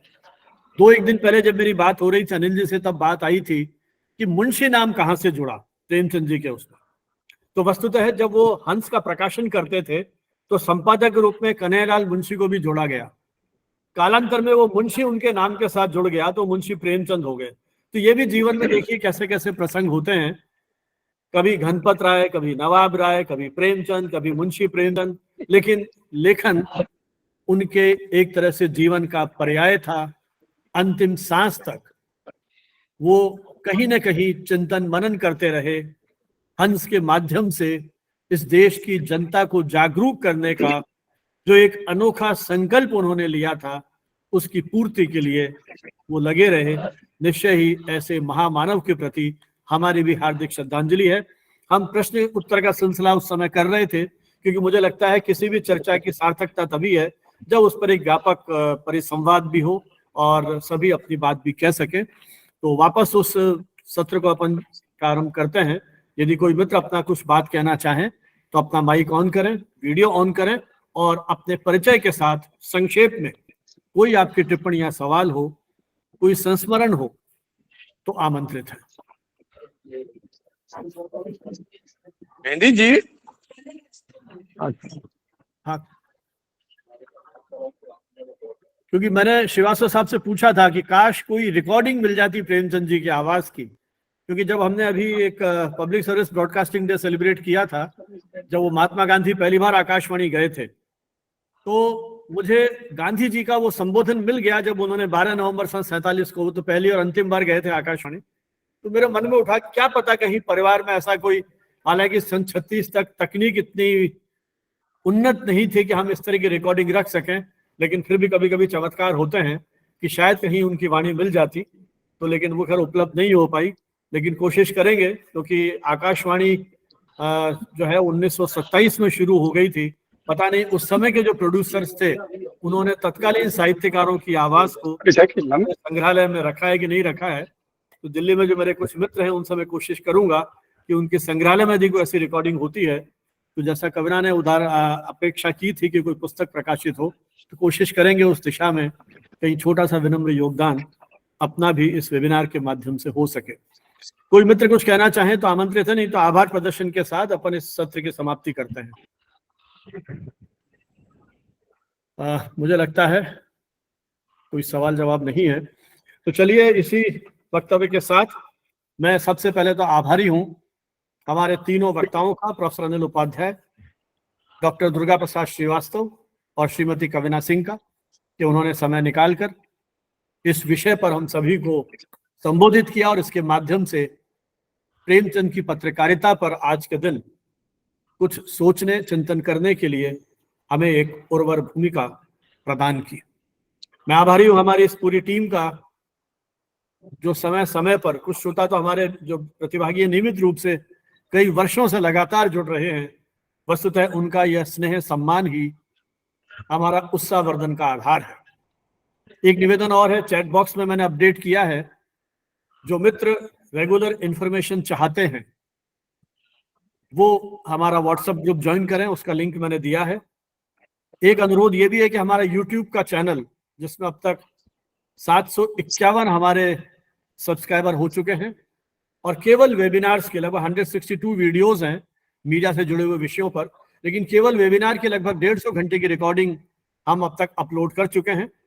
इस वेबिनार की समाप्ति के बाद जैसे ही मुझे मेल पर रिकॉर्डिंग मिलती है उसको भी मैं अपडेट करूंगा और डिफरेंट सोशल मीडिया प्लेटफॉर्म्स के माध्यम से, व्हाट्सएप, टेलीग्राम, ट्विटर, थ्रेड्स और मेल, इन सब के माध्यम से वो यूट्यूब का लिंक हम शेयर करते हैं। जो मित्र भी प्रेमचंद की पत्रकारिता और साहित्य में रुचि रखते हैं वो इसे अपनी समय सुविधा के अनुसार देख सकते हैं। उसका लिंक भी मैंने चैट बॉक्स में डाला है। जो मित्र चाहें जुड़ना वो जुड़ सकते हैं। न सिर्फ जुड़ें बल्कि उस लिंक को और मित्रों के साथ भी शेयर करें, ताकि जो विचार यात्रा है, देखिए विचारों का निवेश बहुत धीरे धीरे होता है, तो हमारी भी एक सतत साधना है 3 वर्षों की ये, जिसको हम निरंतर चलाए रखने के संकल्प है। बहुत जल्दी हम शताब्दी पूरी करने जा रहे हैं। उस समय मेरी इच्छा है कि मैं एक छोटा सा प्रकाशन निकाल सकूं कि हमारे इन 100 वेबिनार्स में उसकी मूल जो जिस्ट है, कथ्य है, वो उसमें आ जाए। इसका लिंक हर हमारा जो वेबिनार उसका लिंक उसमें आ जाए और उसकी पूरी कुछ एनालिसिस मैं कर रहा हूं। जैसे अभी तक 89 सीरीज तक हम 257 एक्सपर्ट्स को हमारे यहाँ बुला चुके हैं। केवल नॉर्थ ईस्ट के कुछ राज्य छूट गए हैं, 6-7 राज्य, जिसमें नागालैंड और कुछ इस तरह के मणिपुर और वो राज्य हैं। वहां भी मैं कोशिश कर रहा हूँ जो मेरे मित्र हैं उन्हें किसी में जोड़ूं, नहीं तो पूरे देश के लगभग सभी राज्यों से एक्सपर्ट हमारे पास जुड़ चुके हैं। इसके अलावा अमेरिका, बांग्लादेश, अफगानिस्तान और पाकिस्तान, यहाँ से भी मित्र जुड़े हैं और एक संतोष मुझे ये होता है कि ये सारे जुड़ाव एक आध को छोड़ के सब हमारा जो ये अभियान है इसके थ्रू हुआ है। पाकिस्तान से कुछ पत्रकारों ने मुझे संपर्क किया, उनके थ्रू मैं अफगानिस्तान तक पहुंचा, है ना। बांग्लादेश में मेरे कुछ मित्र थे जो कॉन्फ्रेंस में मिलते रहे, उनको जोड़ा। तो धीरे धीरे हम एक अंतर्राष्ट्रीय स्वरूप ले रहे हैं और सर्वाधिक जो एक्सपर्ट्स हैं वो दिल्ली से हमारे पास आए हैं 57, उसके बाद जयपुर है 56, फिर लखनऊ है, भोपाल है, अलग अलग अंचलों से तो करीब करीब 80 शहरों से हमारे यहाँ एक्सपर्ट्स आ चुके हैं। तो ऐसे एक दिन बैठे बैठे कुछ इंटरेस्टिंग डेटा तलाश रहा था, तो मैंने कुछ ये जो फाइंडिंग्स हैं ये निकाली थी। तो कुल मिलाकर के एक संतोष होता है कि जो अभियान हमने चलाया है, इस अभियान को एक राष्ट्र रूपी सहयोग समर्थन जो है मिल रहा है। इस वैचारिक अभियान में हम आप सभी का सहयोग चाहते हैं। आज के इस वेबिनार में 280 रजिस्ट्रेशन हो चुके हैं। अब तक का जो हमारा हाईएस्ट रिकॉर्ड है वो हमने चैट जीपीटी पे जो वेबिनार किया था उसका रजिस्ट्रेशन 406 तक पहुंचा था, और सबसे कम जो है वो शायद 65 है। तो 65 से 406 के बीच में हम लोग इस समय चल रहे हैं। उम्मीद करते हैं सर्वाधिक रजिस्ट्रेशन का रिकॉर्ड भी हम शीघ्र बनाएंगे। आज के वेबिनार में 280 रजिस्ट्रेशन है। जिन मित्रों ने रजिस्ट्रेशन कराए हैं उनका ई सर्टिफिकेट, जो हमारी तकनीकी सहयोगी हैं, मेरे विद्यार्थी हैं और अब मीडिया शिक्षक हैं मेरठ में IMT यूनिवर्सिटी में, डॉक्टर पृथ्वी सेंगर, उनका मुझे प्रारंभ से ही, पहली वेबिनार से ही सहयोग मिल रहा है और उनके सहयोग के लिए भी मैं आभार प्रकट करता हूं। डॉक्टर उषा साहनी आज जुड़ नहीं सकी हैं कुछ ट्रैवलिंग और स्वास्थ्य की प्रतिकूलता के कारण, लेकिन उनका भी सहयोग मुझे रहा है। और आप सभी मित्रों का एक बार पुनः हार्दिक स्वागत, धन्यवाद। जय हिंद, जय भारत। बहुत बहुत आभार सर, प्रणाम सर। हाँ भाई आशीष, थैंक यू। बहुत अच्छा लगा सर, बहुत अच्छा वेबिनार रहा। चलिए बढ़िया है, ऐसे ही आपका सहयोग मिलता रहे।